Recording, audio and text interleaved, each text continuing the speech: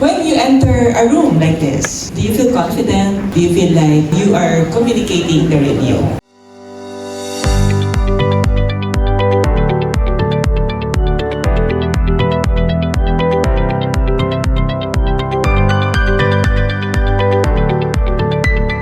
Dr. Danis Doreen Miranda.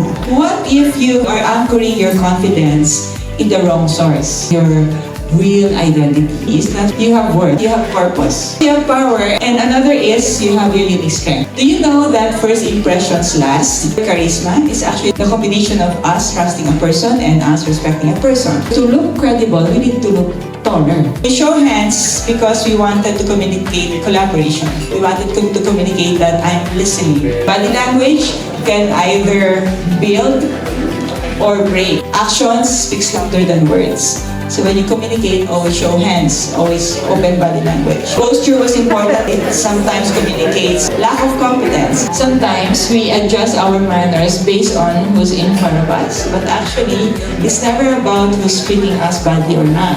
Our manners is about who you are.